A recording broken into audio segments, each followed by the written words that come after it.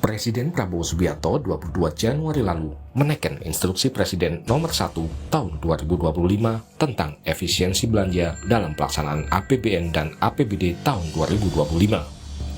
Dalam keputusan itu, Presiden Prabowo meminta jajaran pemerintah pusat dan daerah untuk menghemat anggaran hingga 306,7 triliun rupiah. Perjalanan dinas dikurangi, potong setengah. Dengan setengah kita bisa menghemat 20 triliun lebih. Kalau kita hitung 20 triliun, berapa puluh ribu sekolah, gedung sekolah bisa kita perbaiki.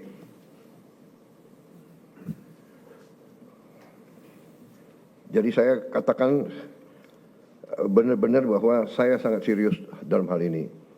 Saya minta loyalitas semua menteri, semua kepala badan untuk patuh dalam hal ini.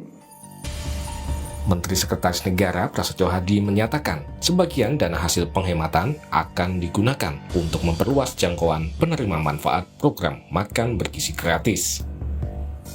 Bapak Presiden merasa juga ingin sesegera mungkin untuk itu bisa menerima manfaatnya lebih banyak, ya, lebih merata lagi. Nah, tentunya di situ ada konsekuensi, mungkin kita memerlukan penambahan biaya.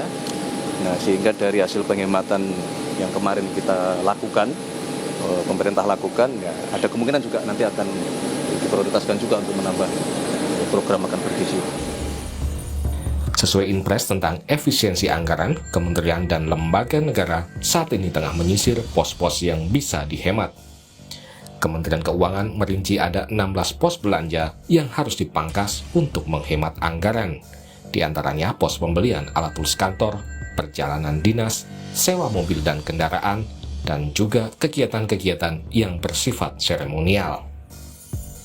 Bang, soal efisiensi anggaran dong Bang, sedikit kalau dari kementeriannya Bang. Jalan terus, sedang nanti saya laporkan ke ini ya. Tapi berimbas nggak Bang? Ya, apa aja kalau Saya belum tahu persis, tapi semua yang diperintahkan Pak Presiden Prabowo kita lakukan supaya semuanya berjalan efisien, efektif ya, sesuai dengan perintah Pak Presiden. Ada dampak ini nggak dari operasional segala macam? So far nggak ada. Yuk. Pengamat ekonomi menilai pos pengeluaran terbesar dalam anggaran adalah gaji dan tunjangan pegawai. Karena itu perlu juga dievaluasi besaran tunjangan para pegawai pemerintah. Ini yang kita perhatikan itu dalam 10 tahun terakhir beban belanja pegawai itu kenaikannya 83%. Oke. Jauh melebihi anggaran perlindungan sosial ya dalam waktu 10 tahun terakhir. Jadi memang harus ada evaluasi terkait dengan tunjangan-tunjangan yang tadi tidak berorientasi pada program prioritas Pak Prabowo. Terutama misalnya juga menyentuh tunjangan di Dirjen Pajak. Karena ada Cortex yang bermasalah sistemnya yang membuat pengusaha juga sulit melaporkan pajak, mendapatkan faktur PPN. Itu juga harusnya menjadi bahan evaluasi yang sangat-sangat signifikan. Kalau memang mau melakukan efisiensi, saran saya sih dimulai juga dari efisiensi belanja pegawai. Oke. Gantikan sebagian pegawai yang rutinitas kemudian repetitif kerjanya itu dengan teknologi. Sementara pakar kebijakan publik menilai upaya penghematan yang dilakukan pemerintah tidak akan efektif jika praktik korupsi masih terjadi. Mau anggaran berapa saja, mau dikurangi berapa saja, kalau dikorupsi nggak akan bisa efektif. Karena otak kita itu hanya bagaimana kita dapat, berapa persen kita dapat. Ya rusak semua. Itu kan yang membuat negara ini semakin terpuruk. Kementerian dan lembaga negara memiliki waktu hingga 14 Februari untuk mengusulkan revisi anggaran yang telah disesuaikan dengan instruksi Presiden terkait efisiensi. Tim Liputan, Kompas TV. Lalu bagaimana efektivitas efisiensi anggaran ala Prabowo ini dan apa dampaknya terhadap kinerja pemerintah dalam memenuhi target program prioritas yang dicanangkan? Kita ulas bersama Ketua Dewan Pakar Partai Amanat Nasional yang juga ekonom, Derajat Wibowo, serta Direktur Kebijakan Publik, Selyos, Media Wahyudi Askar.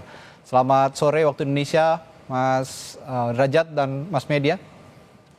Selamat sore Mas Radi, Mas Media. Selamat sore. Baik, saya ke Mas Derajat dulu.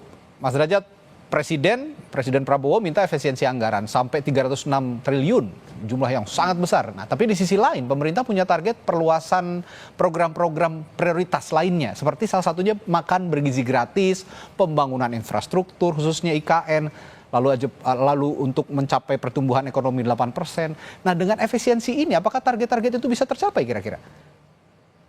Ya, jadi begini kan untuk makan bergizi gratis, pembangunan perumahan itu kan perlu dana besar. Ya. Sementara kalau kita bisnis as usual, itu ya akan kesulitan karena kan penerimaan negara sekarang agak terbatas, apalagi Cortex kan masih belum lancar ya.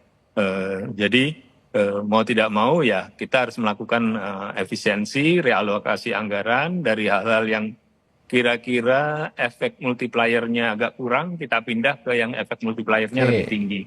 Ya. Tapi tetap saja seperti perjalanan dinas itu kan oleh presiden tidak dipotong semuanya, ya dia dikurangi karena kita juga mengetahui bahwa perjalanan dinas maupun berbagai kegiatan Monef itu tetap diperlukan dalam konteks pengawasan anggaran, dan juga mereka mempunyai efek multiplier terhadap hotel, terhadap industri mais, terhadap para pengrajin yang memberikan souvenir ya. Kalau misalkan ada rapat di Bali misalkan, itu kan tertolong. Nah, jadi kita berusaha menyeimbangkan antara realokasi untuk membiayai program prioritas seperti MBG ya, dan juga agar tidak terlalu besar dampaknya terhadap sektor lain seperti sektor pariwisata, kemudian juga transportasi ya seperti Garuda, karena kan perjalanan dinas kebanyakan pakai Garuda ya, agar tidak terlalu besar dampaknya gitu. Jadi memang ini adalah langkah penyeimbangan lah, termasuk yang seremonial ya Mas Derajat ya. Ya, yang kalau seremonial kan bisa di-cut, tapi ya kan ada perjalanan-perjalanan yang sifatnya Monef ya. Misalnya pembangunan jalan. Ya. Kalau tidak ada Monef kan nanti bisa berantakan. Demikian juga misalkan untuk pengawasan lingkungan hidup, kalau tidak ada Monef yang nggak mungkin ya. Contohnya misalkan pertanahan, untuk ngecek pagar laut di daerah mana begitu kan harus ada perjalanan. Nah, jadi yang krusial masih diperbolehkan oleh presiden, tapi yang kira-kira tingkat kepentingannya dianggap masih bisa ditunda itu sekarang dihapus. Nah. Tapi alih-alih tunjangan yang dikurangi, ini lebih baik mengurangi poin-poin itu tadi. Kalau tunjangan tidak ada sama sekali pengurangan ya, tunjangan belanja pegawai begitu. Tunjangan dikurangi itu dampaknya sangat besar, karena kan tunjangan kinerja dari pegawai negeri itu kan dihitung sesuai dengan kinerja dan belum semuanya 100% ya. Memang yang 100% itu dari Kementerian Keuangan, yang lainnya belum 100%. Dan tunjangan kinerja bagi para ASN itu dampaknya terhadap konsumsi rumah tangga, ya konsumsi rumah tangga di ekonomi kita kan banyak tergantung pada konsumsi rumah tangga.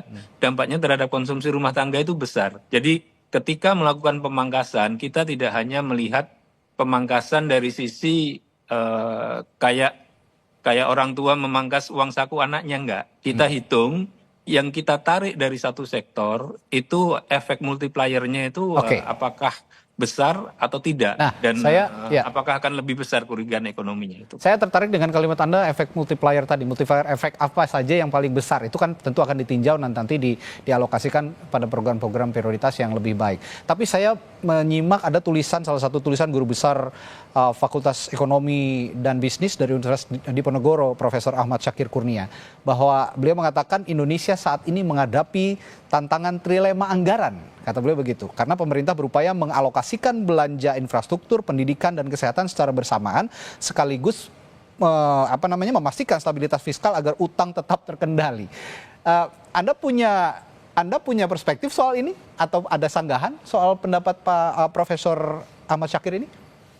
Oh iya, memang betul sekali, karena kan program asas-citanya Pak Prabowo itu perlu anggaran besar, dan dulu saya sering mengatakan kita memerlukan stimulus Keynesian. Dan untuk itu kuncinya hanya satu, penerimaan negara.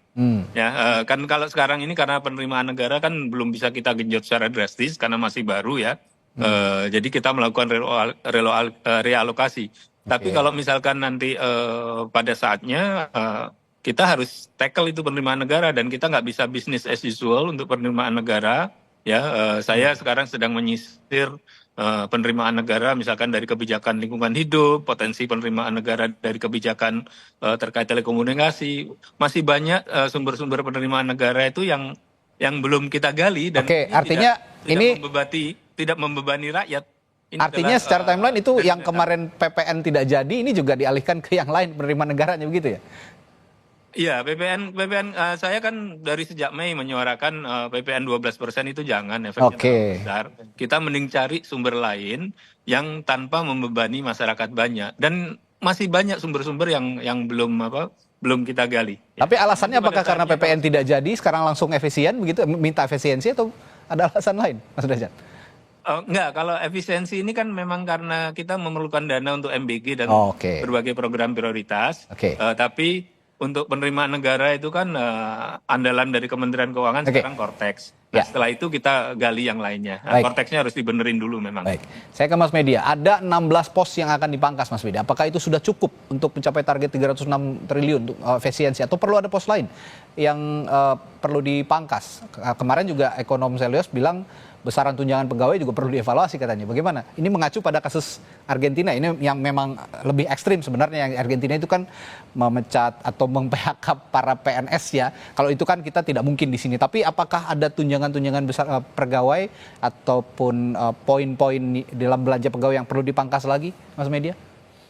Ya, sebetulnya memang ada kritik dari masyarakat, ada beberapa lembaga dan kementerian yang justru tidak mengalami pemangkasan anggaran ya, seperti DPR, kepolisian, termasuk juga TNI dan Kementerian Pertahanan. Dan memang masih ada ruang untuk melakukan penghematan anggaran di sana. Tetapi menurut saya, saat ini saya kira memang kita harus fokus pada, saya sepakat dengan yang disampaikan oleh Pak Derajat, menyisir kembali pemangkasan anggaran yang betul-betul efektif dan tidak mempengaruhi layanan publik. Dan saya kira pemangkasan anggaran kalau dilakukan dengan baik itu dampaknya akan signifikan juga. Tetapi yang ingin saya kritisi adalah hasil pemangkasan anggaran ini akan dialokasikan untuk sektor mana. Nah, kelihatannya Pak Prabowo masih getol ingin melakukan universal coverage untuk MBG yang tahun ini mencapai 400 triliun. Nah, kami punya saran yang berbeda sebetulnya. Saya selalu mengatakan bahwa MBG yang universal coverage itu tidak bijak begitu. Jadi akan jauh lebih baik yang sifatnya itu lebih targeted intervention. Jadi khusus anak-anak yang mengalami malnutrisi, daerah tertinggal, balita dan ibu hamil. Dan ketika kita kalkulasi itu jumlah kebutuhan per tahun itu hanya sekitar 117 triliun. Artinya ketika 306 triliun dikurang 117 triliun, ada porsi anggaran sekitar 180-an triliun yang sebetulnya bisa dialihkan untuk bantuan sosial yang lebih tepat sasaran. Di KRR, bantuan perumahan, penambahan jumlah PKH. Bicara tepat sasaran, Mas Media, tentu harus ada pengawasan dan evaluasi yang menyeluruh dan juga melekat terhadap penggunaan anggaran ini untuk kepentingan publik. Nah, selama ini evaluasi hanya berdasarkan penyerapan anggaran, bukan pada hasil atau outputnya. Bagaimana ini kira-kira? Saya kira kalau realokasi diberikan kepada perlindungan sosial itu akan sangat baik ya. Dan bansos dalam bentuk MBG itu adalah salah satu bentuk perlindungan sosial. Tetapi kalau kita lihat kurvanya ya, dari semua bantuan perlindungan sosial itu nggak semuanya yang betul-betul tepat sasaran. Contoh LPG 3 kg, subsidi BBM. Dan ini ada potensi ketika MBG diterapkan untuk semua anak, ada inclusion error, mistargeting yang kemudian MBG ini dinikmati oleh kelas menengah atas. Dan kalau kita hitung itu setidaknya minimal itu ada sekitar 50 triliun MBG yang justru dinikmati oleh masyarakat dari anak-anak kelas menengah atas. Ini yang kita ingin kritisi sebetulnya, realokasinya ke sektor mana. Realokasi ke sektor mana, tapi kalau ada pilihan antara pembangunan SDM, makan bergizi gratis, infrastruktur, pertumbuhan ekonomi dalam situasi sekarang, mana yang jadi prioritas kira-kira? Ya, perlindungan sosial yang lebih tepat sasaran. Jadi studi saya dari semua program pelindungan sosial itu yang paling tepat sasaran itu PKH. Hmm. Yang jadi kurvanya itu betul-betul yang menerima adalah desil paling bawah gitu. Termasuk juga beberapa bantuan sosial lainnya seperti KIP ya. Artinya ini MBG ini ada potensi pemerintah tidak bijak, kemudian sporadis menyalurkan anggaran bahkan 400 triliun untuk tahun ini. Kalau itu dilakukan ada potensi kita kehilangan kemampuan fiskal mengurangi kemiskinan. Ini yang saya justru ingin menunggu sebetulnya realokasi anggaran ini untuk apa. Tetapi kalau disalurkan untuk semua anak, dan kita tahu ya beberapa waktu terakhir uji coba MBG itu dilakukan di daerah-daerah perkotaan, bukan di daerah-daerah yang mengalami malnutrisi dan daerah tertinggal. Artinya ini ada kondisi yang ya ada kemungkinan mistargeting dalam MBG ini dan kita kehilangan kapasitas fiskal yang cukup signifikan. Semoga implementasinya sesuai dengan kebutuhan masyarakat saat ini yang existing. Baik, terima kasih Mas Media, Mas Derajat, perspektifnya malam hari ini. Sampai jumpa lagi. Sehat selalu. Terima kasih. Terima kasih.